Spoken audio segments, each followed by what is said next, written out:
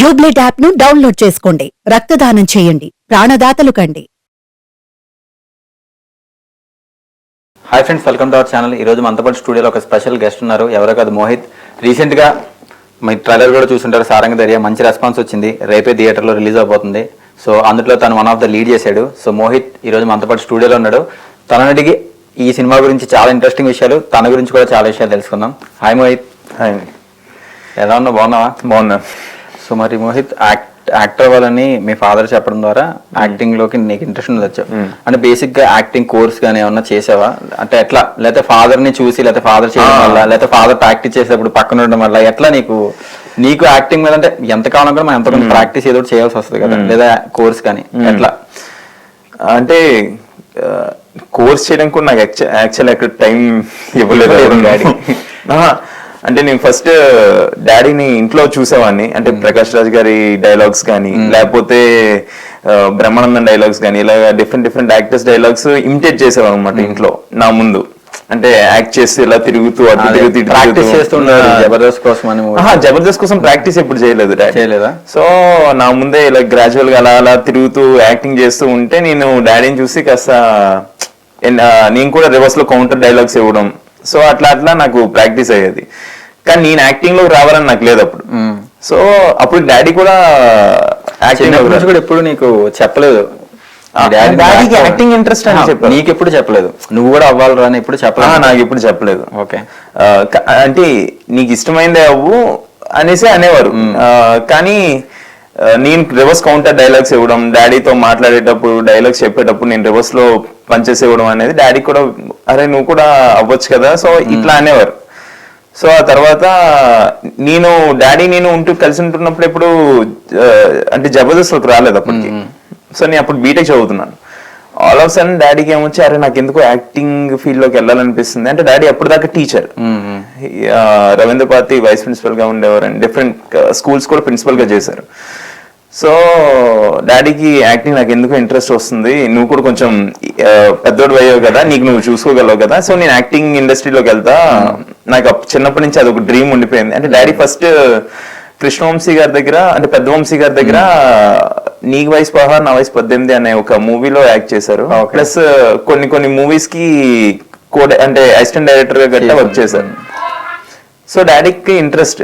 So అమ్మని పెళ్లి చేసుకున్నాక అమ్మకు కొంచెం మూవీస్ అంటే కొంచెం తక్కువ ఇంట్రెస్ట్. సో ఓకే అమ్మ కోసం అంటూ ఊరు వచ్చేసారు. మా శ్రీకాకుళం వచ్చేసి అక్కడ టీచింగ్ గట్రా చేసుకునేవారు. సో నేను ఒక ఏజ్ వచ్చాక డాడీ వచ్చి నేను ఇండస్ట్రీ సైడ్ వెళ్తానంటే, సరే ఇంట్లో వాళ్ళు ఓకే అన్నారు. సో డాడీ వచ్చి ఇక్కడ వర్క్ చేసుకునేవారు. సో నేను కూడా డాడీని చూడడం, కాలేజ్ లో గట్టా అరే మీ డాడీ వస్తున్నారని చెప్పడం, నేను కూడా కొంచెం ఎందుకో ఇన్ఫ్లుయెన్స్ అయ్యాను. సో ఇది బాగుంది అనేసి ఇంకా డాడీకి కూడా నేను అడిగా, డాడీ నీ వస్తే ఎలా ఉంటుందంటే, నాకు అదేలా చిన్నప్పటి నుంచి నీకు అడగాల ఉంటుంది, నువ్వు కూడా అయితే నాకు చాలా ఇష్టం. అంటే ఎలా చెప్పేవారంటే, ఇప్పుడు చిరంజీవి కొడుకు ఐఏఎస్ ఆఫీసర్ అవ్వచ్చు, చిరంజీవి గారి కొడుకు ఐఏఎస్ ఆఫీసర్ అవ్వచ్చు, లేదా ఏదైనా అవ్వచ్చు, కానీ హీరోనే ఎందుకు అయ్యారు అంటే అదొక ఇది ఉంటది. ఒక యాక్టర్ అనే వాళ్ళకి మా కొడుకు కూడా అలా జనాల్లో ఒక మంచి నేమ్ తెచ్చుకునే వాళ్ళైతే బాగుంటుందని. సో అంటే ఇప్పుడు మమ్మీకి కొంచెం మూవీస్ అంటే తక్కువ ఇంట్రెస్ట్ అని చెప్పారు కదా. సో మరి ఇప్పుడు డాడీ మూవీస్ లోకి వెళ్ళారు, ఇప్పుడు నువ్వు మూవీస్ లోకి వెళ్తాంటే మీ మమ్మీ ఫీల్ ఏంటి అసలు? ఏమైపోతాడు వీడు అని అన్న ఫీలింగ్ ఉందా? లేదు వీడు వాళ్ళ డాడీ సెట్ అయ్యారు, వీడు ఖచ్చితంగా సెట్ అవుతాడన్న ఫీలింగ్ ఉండిందా మమ్మీకి? అంటే ఫస్ట్ ఆఫ్ ఆల్ నా మీద నమ్మకం ఎక్కువ మా అమ్మకి. అంటే వీడెక్కడికి వెళ్ళినా కూడా మంచిగానే ఉంటాడు, ఏవి ఎలాంటి వాటికి అలవాటు పడ్డం కానీ, లేకపోతే అంటే కొంతమంది అవుతామనేసి వచ్చి కొన్ని అలవాట్లకి కొంచెం ఇదవుతారు. సో మా వాడికి సో అట్లాంటి థింగ్స్ ఏం మా వాడికి ఏముండదు అని చెప్పి ఇంకా కొంచెం మా అమ్మకి స్ట్రాంగ్ బిలీఫ్ నా మీద. మోహిత్ నువ్వు అక్కడైనా ఇంకా వన్ మ్యాన్ షో? ఓకే. అంటే ఇప్పుడు బేసిక్ గా యాక్టర్స్ కి ఎవరైనా కూడా ఒక డ్రీమ్ రోల్ అనేది ఉంటుంది. అంటే ఇప్పుడు ఎవరికైనా కూడా నాకు ఇలాంటి క్యారెక్టర్ చేయాలి, ఇలాంటి క్యారెక్టర్ నేను ఇంకా బాగా పోర్ట్రే చేయగలను. నీకు డ్రీమ్ రోల్ ఏంటి? నువ్వు చేయాలనుకుంటున్న ఒక డ్రీమ్ రోల్? ఏదో some kind of joker kind, అంటే ఎట్లా అంటే మనకి బ్యాట్మ్యాన్ సిరీస్ లో జోకర్ గట్ట, అంటే కైండ్ ఆఫ్ సైకోపాత్ కాదు మోహిత్, నువ్వు చూడడానికి ఏమో హీరోలో ఉన్నావు, హీరో క్యారెక్టర్ చేస్తున్నావు, మళ్ళీ విలన్ లాగా సైకోగా చేస్తావు. అది నాకు ఎందుకో ఎక్కువ ఇంట్రెస్ట్ అంటే ఇప్పుడు బేసిక్ గా నువ్వు చేసిన క్యారెక్టర్స్ ని కూడా మంచి love the boy next door characters ఎక్కువ చేస్తున్నావు. సో ఇప్పుడు నీ ఒపీనియన్ ని డైరెక్టర్స్ కానీ సార్ నాకు ఎలాంటివంటి ఇష్టం ఎవరిదైనా షేర్ చేసుకున్నావా? అంటే చేసుకోలేదు. అంటే ఆఫీస్ లో అప్పుడప్పుడు మా డైరెక్టర్స్ చెప్పేవాడిని, ఏదైనా సైకోపాత్ రోల్ ఉంటే చెప్పొచ్చు కదా, నేను చేస్తా బాగా. అంటే నాకు అది ఇంట్లో నేను అద్దం ముందు కొన్ని ప్రాక్టీస్ చేస్తుంటాం కదా, నాకు అప్పుడు ఓకే నేను ఎందుకు దీనికి ఎక్కువ సెట్ అవుతున్నా అంటే ఇప్పుడు ఇవి అలవాటు అయిపోయి బాగా. ఇప్పుడు ఫర్ ఎగ్జాంపుల్ మనం నడుస్తూ ఉన్నప్పుడు ఎవరైనా అమ్మాయి కనిపించారు అనుకోండి, అంటే లవ్ స్టోరీస్ వచ్చేసరికి ఒక అమ్మాయి కనిపించేసరికి ఇలా వచ్చే ఒక కూల్, అంటే ఇది ఈ థింగ్ అలవాటు అయిపోయి ఇప్పుడు మనం అదే లుక్, లేకపోతే ఆ లుక్సే, లేకపోతే ఇవే కాదు విలన్ అని ఒక నెగిటివ్ షేడ్ చేయాలి అని.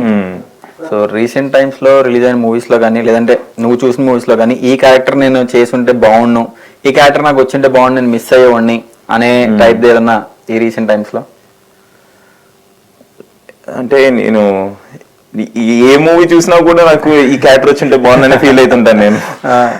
అంటే ఫర్ ఎగ్జాంపుల్, అంటే ఇప్పుడు మ్యాడ్ లో చాలా మంది స్టూడెంట్స్ కొత్త వాళ్ళందరితో చేశారు. సో అది కానీ అంటే ఏమో నాకు ఏ మూవీ చూసినా కూడా అరే ఇది చేసింటే బాగుండేది అనిపించింది. అండ్ ఇంకా ఫ్యూచర్ ప్రాజెక్ట్స్ ఏం చేయబోతున్నాం అప్కమింగ్? అంటే లైక్ షార్ట్ ఫిల్మ్స్ అవ్వచ్చు, వెబ్ సిరీస్ అవ్వచ్చు, మూవీస్ ఇంకేమన్నా కమిట్ అయ్యా? What's your future plannings? అంటే ఫ్యూచర్ ప్లానింగ్స్ ఇంకా పర్టికులర్ గా ఏం డిజైన్ చేసుకోలేదు, అంటే ఏం అనుకోలేదు. అంటే కొన్ని మూవీస్ టాక్స్ అవుతున్నాయి, అట్లానే అవుతున్నాయి, చూడాలి.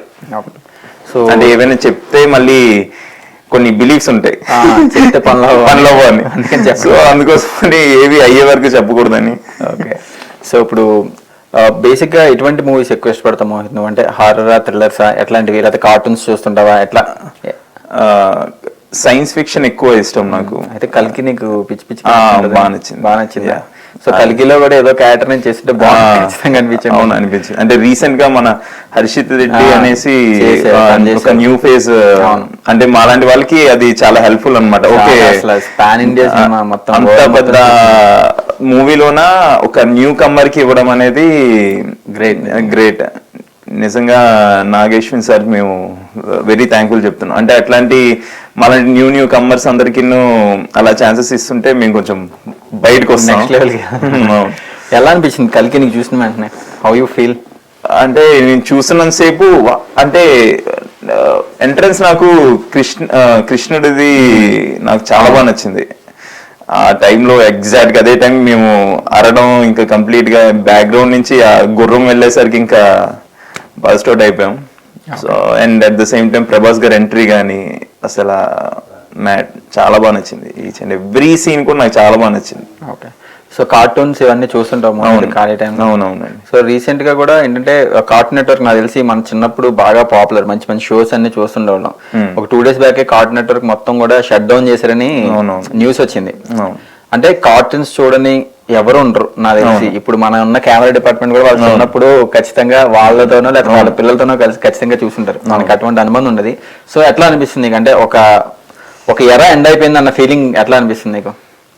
అంటే మనకి ఇప్పుడు ఏదైనా సరే ఒక చిన్నప్పుడు ఎప్పుడైనా ఏదైనా స్మెల్ చూసాం అనుకోండి, మనకి పెద్దగా ఆ స్మెల్ వస్తే మనకి ఇమీడియట్ గా ఇంటర్నల్ అంటే మెమరీ అని స్ట్రైక్ అవుతుంది, అరే చిన్నప్పుడు ఎప్పుడు నీ స్మెల్ చూసాను. సో అట్లా మనకి కొన్ని మన 90s కిడ్ వాళ్ళకి ఏంటంటే కొన్ని మెమరీస్ ఉండిపోతాయి, ఎక్కువ మెమరీస్ ఉంటాయి. సో నేను చిన్నప్పుడు చాలా ఎక్కువ కార్టూన్ నెట్వర్క్ అంటే టామ్ అండ్ జెర్రీ ఇవి గట్టా చూసేవాడిని. స్టిల్ మనకి ఏమైనా టీషర్ట్స్ లో టామ్ అండ్ జెర్రీ అని కనిపిస్తే మనం వెంటనే తీసేసుకుంటాం. సో నేను అది కొంచెం ఫీల్ అయ్యాను. అంటే ఎలా అంటే చిన్నప్పుడు మనకి ఒక మెమరీ కైండ్ ఆఫ్ థింగ్స్ లో ఉండేవి ఇవన్నీ ఆలోచన ఆగిపోయేసరికి మనకి ఎందుకు ఒక తెలియని సాడ్నెస్ వస్తుంది, అరే ఒక ఎరా ఎండ్ అయిపోయింది, మనం ఇంకా చూడలేమని. సో ఇప్పుడు అప్కమింగ్ యాక్టర్స్ ఎవరైనా ఉండొచ్చు, కానీ ఇప్పుడు కొంతమంది యాక్టింగ్ చేస్తున్నారు. ఇప్పుడు మన విశ్వక్సేన్ భయ్య ఉన్నారంటే యాక్టింగ్ చేస్తారు, ఆయన డైరెక్షన్ చేస్తున్నారు. అట్లా నీలాగా ఏమన్నా డ్యూయల్ లెవెల్ ఉందా? అయితే కొరియోగ్రాఫర్ గానీ లేదా డైరెక్షన్ చేయాలని ఏమన్నా ఉందా? అదర్ దాన్ యాక్టింగ్ నీకు వేరే క్రాఫ్ట్ లో దేని మీద పట్టుంది, ఏదైనా చేయాలని కోరుకుందా?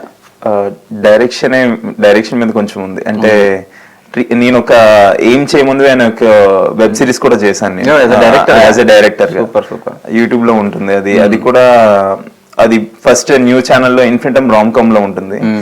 సో అది న్యూ ఛానల్లోనే అప్పుడే ఫస్ట్ ఎపిసోడ్ పెట్టగానే మాకు ఒక 5 lakh 6 lakh వ్యూస్ వచ్చాయి. అంటే వెరీ న్యూ ఛానల్లో అన్ని వ్యూస్ రావడం కష్టం. సో నాకు అనిపించింది అంటే బేసిక్ ఆ స్టోరీ అంతా నేనే డిజైన్ చేసుకున్నా, ఇట్లా ఉండాలి ఇలా ఉండాలి. యాక్టర్ కూడా నేనే. సో నేను ఉమ్మర్ అనేసి నా ఫ్రెండ్ ఇద్దరం కలిసి మేము అందులో యాక్ట్ చేసాం. సో మరి ఎందుకు డైరెక్షన్ కంటిన్యూ చేయలేదు యాజ్ అన్ యాక్టర్ గా? అంటే డైరెక్షన్ చేసేటప్పుడు ఏంటంటే మనకి ఎవరైనా సపోర్ట్ డైరెక్టర్ ఉంటే, అంటే నేను ఒక డైరెక్టర్ అనే కాదు అంటే యాక్టర్ గా కూడా ఉండాలి కదా. ఇప్పుడు నీకు ఫుల్ ఫ్లెజ్డ్ గా ఇవ్వాలంటే. సో నేను ఓన్లీ డైరెక్షన్ చేసి అందులోనే నేను యాక్ట్ చేస్తే నాకు అందులో ఇంప్రూవ్మెంట్ కనిపించట్లేదు. ఒక డైరెక్టర్ ఒక 2-3 డైరెక్టర్స్ మనకి చెప్తుంటేనే ఓకే దీన్ని ఇలా కూడా చేయొచ్చు అని మనకు ఒక ఎక్స్ప్రెషన్స్ మీద ఎక్కువ పట్టు వస్తుంది. సో నాకు అనిపించింది ఇప్పుడు డైరెక్షన్ నేనే చేసి యాక్టింగ్ కూడా నేనే చేస్తే నాకు ఎవరు చెప్పిన వాళ్ళు లేరు. సో అలాగ వద్దు, మనం యాక్టింగ్ సైడే ఉందాం. మనం అంటే కంప్లీట్ యాక్టింగ్ సైడ్ అనుకున్నాం కదా, మనం ఇంకా మళ్ళీ ఈ జోనర్ని ఎందుకు టచ్ చేయడం అనిపించింది. బట్ స్టిల్ ఏవైనా సరే నాకు ఏవైనా ఫ్రేమ్స్ పెట్టినా లేకపోతే ఇది ఇలా చెయ్యాలి అని చెప్తే నాకు వెంటనే ఐడియా వచ్చేస్తుంది. ఎందుకంటే నేను కొంచెం ఆ నాలెడ్జ్ మీద ఎక్కువ కొంచెం ఆలోచిస్తా కాబట్టి. సో ఫైనల్ గా మోహిత్ రేపొద్దున సారంగ్ దగ్గర రిలీజ్ అవబోతుంది. సో నీకు all the best and congrats కూడా. ఎందుకంటే మంచి టాక్ వస్తుందని నాకు అనిపిస్తుంది. ఎందుకంటే సినిమా కాన్సెప్ట్ గురించి కూడా మనం డిస్కస్ చేసుకున్నాం కాబట్టి. సో ఫైనల్ గా మా ఆడియన్స్ కి సారంగ్ దర్యా సినిమా కోసం ఏం చెప్తావు? సో మీరు ఒక ఎమోషనల్ రోలర్ కోస్టర్ అండి అది మొత్తం. అంటే మీరు సారంగ్ దర్యా మూవీకి వెళ్తే ఒక అర్జున్ రెడ్డి లవ్ స్టోరీ చూస్తారు, లేకపోతే ఒక ప్రేమలు అనే లవ్ స్టోరీ చూస్తారు నాది, లేదా మీరు ఆడవాళ్ళ మాటలకి అద్దాలి వేరులోనే ఒక ఫాదర్ క్యారెక్టర్ ఎలా ఉంటుందో అలాంటి ఫాదర్ క్యారెక్టరైజేషన్ చూస్తారు, లేదా రఘువన్ బీటెక్ లో మదర్ది ఎలా ఉంటుందో మదర్ క్యారెక్టర్ చూస్తారు. సో అక్క క్యారెక్టర్ అంటే ఇలా, అండ్ సిబ్లింగ్స్ క్యారెక్టర్ ఎలా ఉంటుందో మీరు అట్లా అంటే ఈచ్ అండ్ ఎవ్రీ ఎలిమెంట్ కూడా, అంటే ఒక ట్రాన్స్జెండర్ థింగ్ కావచ్చు, లేదా ఒక క్యాస్ట్ పరంగా కావచ్చు, ఒక రిలీజియన్ పరంగా కావచ్చు, ఈచ్ అండ్ ఎవ్రీ ఎలిమెంట్ కూడా ఒక మూవీలో పెట్టి తీసింది ఇది ఒక్క మూవీ అనుకుంటానండి తెలుగు ఇండస్ట్రీలో మొత్తంలో, సారంగ్ దర్యా అనేది. సో మీరు సారంగ్ దర్యాకి వెళ్ళారు అంటే మీరు కంప్లీట్ ఫీల్ అవుతారు, అంటే ప్రతి ఒక్క ఎలిమెంట్ చూసినట్టు ఫీల్ అవుతారు. సో అది. సో ఎనీవే నీకు congrats and all the best. Thank you. రేపొద్దున మూవీ రిలీజ్ అయిపోతుంది కాబట్టి. సో గైస్ చూసారు కదా మోహిత్తో మంచి ఇంటర్వ్యూ. నెక్స్ట్ టైం మరొక ఇంట్రెస్టింగ్ ఇంటర్వ్యూతో కలుస్తాం. Until then keep smiling, take care, bye bye. యూబ్లెట్ యాప్ ను డౌన్లోడ్ చేసుకోండి. రక్తదానం చేయండి. ప్రాణదాతలు కండి.